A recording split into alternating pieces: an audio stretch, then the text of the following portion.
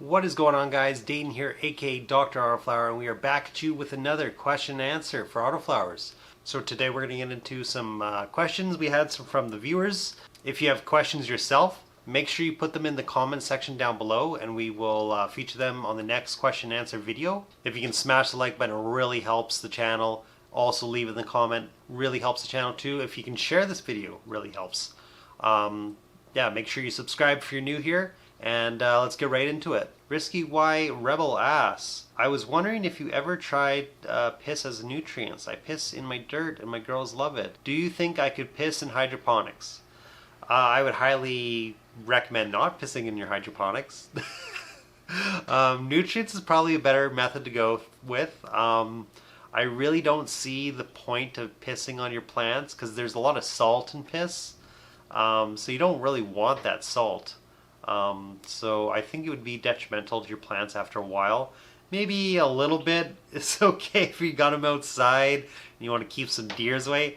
That's the only thing I ever did. When I was growing plants outside, I would piss around the plants. I wouldn't piss on the base of the plants where the roots are, but I would piss kind of on the outskirts of my garden area, just to keep animals away, keep deer away, hopefully.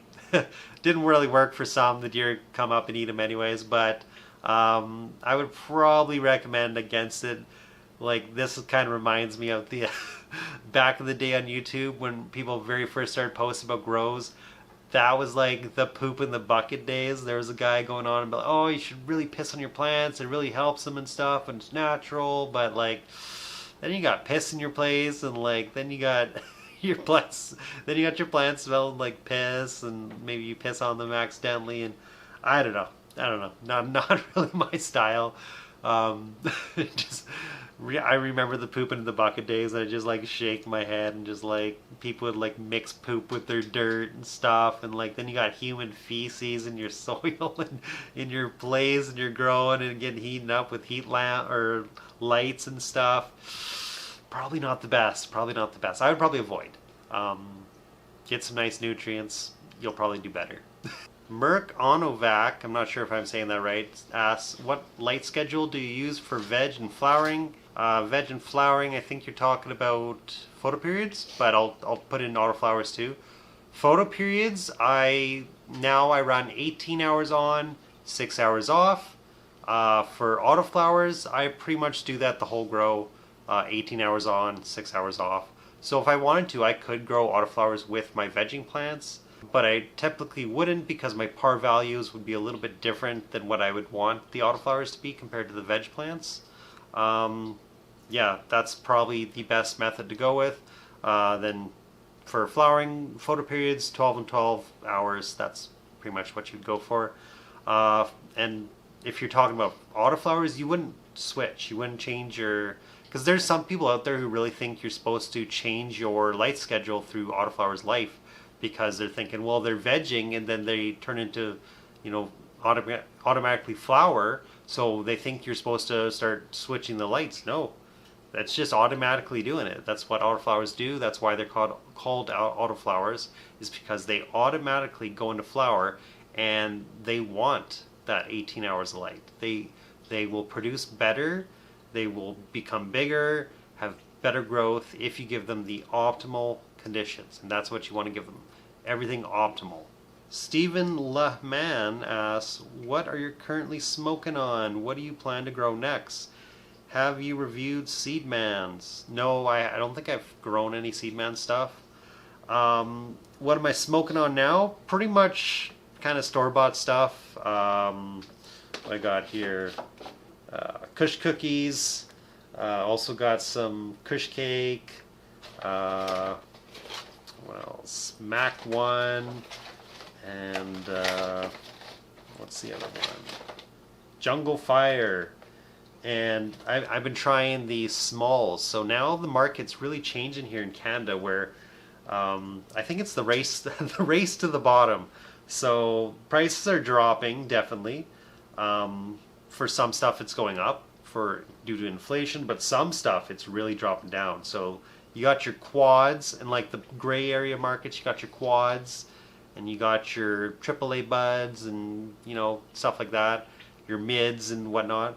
But now there's a distinction between small AAA or small AAA, small quads compared to regular size quads, I guess you'd call it. And you can get a decent OZ for about $120 of small. So that's not bad at all. That's pretty good prices for what you're getting. Is it the best? Not typically. It's usually the bottom of the plant, and it's not probably as potent and as good as the bigger, better buds that are going for the AAA stuff, but still pretty damn good. But I am definitely looking forward to getting back into growing. So for the new stuff I'm wanting to grow, there's some photoperids I really want to grow from Robin Hood. I know if you've been watching my past grows, I've been growing a lot of Robin Hood genetics. Absolutely fire. Mr. Canuck grows a lot of that stuff too.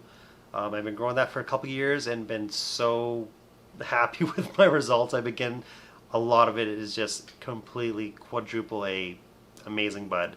It's like the bud I was growing is easily the bud I was growing was easily comparable to the quads you get on the gray market here, and you probably pay 220, 240 or something in OZ for.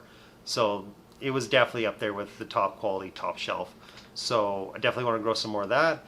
And I got some of the night owl autoflowers that I'll probably be growing some more. I might want to grow. I was thinking about trying I got some sativa autoflowers, and I was thinking maybe growing some more sativa, because I know they get a bit bigger harvests, and grow a little bit longer. I kind of want to have some more daytime smoke, some more sativa-ish kind of smoke. So I was thinking about going with that, but we will see. That is coming soon, so stay tuned for that. If you guys yourself have any strains that you think I should be growing, definitely let me know in the comment section. What's super dank right now in the autoflower scene? Like what's a must grow? I know it's usually Mephisto is usually everyone's go-to for saying what's the absolutely dank. I know there's some good fast buds sometimes. Sometimes they're a little hit and miss, a little not as stable. But let me know, guys, what you guys think I should be growing, and put it down in the comment section below. C Caliber asks, I'm running my lights 24 hours on. Would it be an issue if I cut them back to 18 hours on in the middle of the grow? These are autoflowers. You can totally do that. I probably recommend that you would do that, and I would probably do that as fast as possible, because you don't really need 24 hours of light. I find it a little detrimental to the plants unless you were having cold periods of, like, maybe you're growing in your garage or something and it gets cold and the lights are off. Then I'd maybe say leave your lights on 24/7. But if not, put it down to 18 hours on, 6 hours off, and it's not going to stress them if you do that. Maybe if you were doing it lots, if you're going back and forth, that might stress them. That could cause stress and hermy or something like that. I don't know. I've never tried that before. Or if, like, some people having, like, electrical issues and the lights are always going out and you're always making the light schedule wonky and stuff, I'm sure that could have an effect. But if you're just doing it one time, just changing the light schedule, you should have no problem at all. Michael Bessie asks, what do you think about lowering your light intensity and lower light, or light intensity is higher and the light distance is longer? As someone mentioned on this comment, par is what you would want to be watching for. Technically, your light would have better spread and better light penetration the higher power you have. So that is the one benefit of that, but obviously the higher power you have, you're going to have higher electric bill and you're going to have more heat. So it is a balance you try to do. So you want to find the happy medium that works for you. So it is a balance you want to try to find. You kind of want to find your happy medium. I have tried it where I've put it low to the plants, low power, just because I wanted low heat during, like, really hot parts of the summertime when I was, like, vegging. So I didn't need the power on high or anything. So they did completely fine. As long as the power level is good at their level, their canopy level, they should be completely good. But it's once you start getting into needing the light penetration for the light to go further down into the plants, then you kind of want the higher power level. But every situation is different, and you go with that situation. You can always customize, you can always adjust. If a situation calls for lower power, lower light, do it. If the situation calls for more power, more light penetration, or maybe you want more warmth for cold winter days like this, then you might want more higher power. All depends on the situation, all depends on how you're growing, how you like to grow. Everyone's situation is different. Grow to the situation you're in. I'm definitely not an absolutist who says you have to grow this way, this technique, or you're not going to have good results. There are many, many, many different ways to grow, and there's many different situations for growing where you could see yourself needing to grow differently compared to someone else who has a different situation. And I'll end it off on this one. James Shale says, friends don't let friends grow autos. So I've heard that lots through my my autoflower career. And what I tell everyone is autoflowers, it depends on what you're growing. Some people have bad experience with autoflowers because they just pick some random one, think it's good quality, and it's probably from some random breeder who has unstable, bad genetics, and then they just get a bad taste in their mouth for autoflowers after that, and they don't want to ever try it again. Instead of going with good, stable, dank fire genetics right off the bat, and then doing your research and looking for more dank fire auto genetics and going from there, some people just never do that. So don't be those people who just poo-poo it and say, oh, I'll never do that. There's always a situation where you could have an autoflower growing. Like me, I am not growing right now. Once I get into growing again, I am 100% going to have some autoflowers growing, because those autoflowers are going to finish like a month or two before my photo periods. So it's a no-brainer, an absolutely no-brainer. And the high with autoflowers I find is a bit different than photo periods. It is, I can't put my finger on it exactly, but it is a little different. Flavors seem to come out better almost in autoflowers. There's more distinct flavors, it seems like sometimes. Sometimes my autoflowers are just more flavorful than my photo periods, even if I have the most dank photo periods.